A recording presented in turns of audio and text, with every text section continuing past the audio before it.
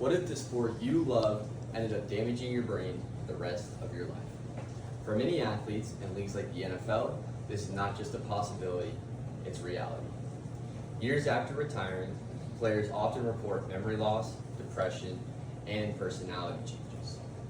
Some are later diagnosed with chronic traumatic encephalopathy, a degenerative brain disease caused by repeated trauma. The most concerning part of this is the damage often doesn't show up until it's too late. Today, I will argue that major sports leagues must do more to protect their players. Because long-term risks are severe, current safety measures are not enough, and strong protections can be implemented without ruining the game. To begin, we need to understand just how serious head injuries are. Head injuries in sports are not just short-term problems. They can lead to permanent, life-altering consequences. Repeated concussions and even smaller impacts have been directly linked to chronic traumatic encephalopathy. This disease causes the brain to slowly deteriorate over time, leading to symptoms like memory loss, confusion, aggression, and depression. What makes this even more dangerous is the damage is cumulative. It's not just one big hit that causes harm.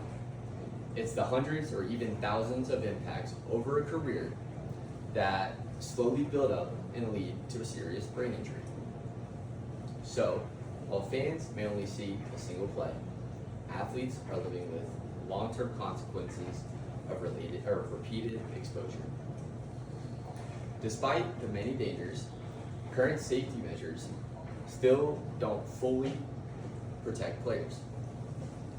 Professional sports leagues have taken steps to address head injuries, but these steps are not enough. For example, the NFL now has a concussion protocol to evaluate players after big hits. While this is a step in the right direction, it does not prevent the hits from happening altogether. Additionally, many people assume that helmets solve the issue. However, research shows that helmets mainly protect against skull fractures.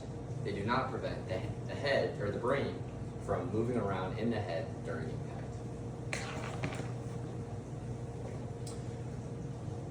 A biomechanical study published by the U.S. National Library of Medicine suggests that factors like impact force and neck strength leave athletes vulnerable to serious head and neck injuries.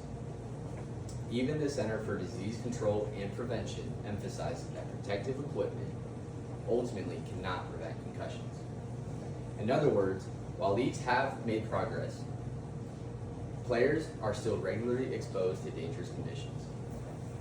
Since current measures fall short, here's the next question. What can actually be done?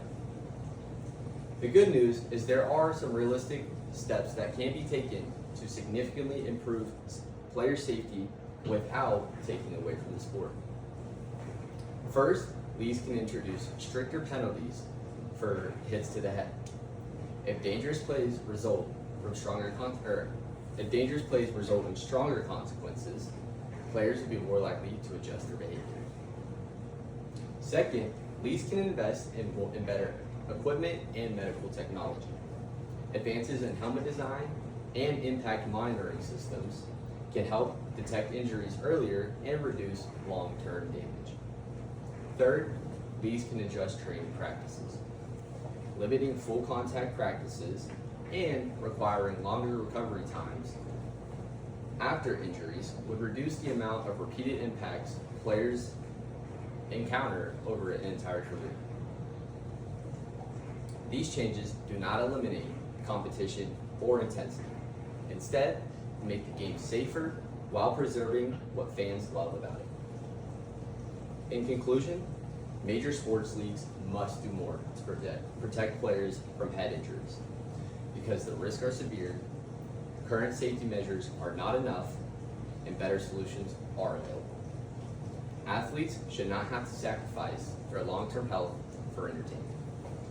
This evidence is clear. Repeated head trauma leads to lasting damage. Current protections are not doing enough to stop it. If leagues take stronger action now, they can protect players' futures while keeping the integrity of the game that fans love so much alive. Because at the end of the day, the game is not worth a lifetime of suffering.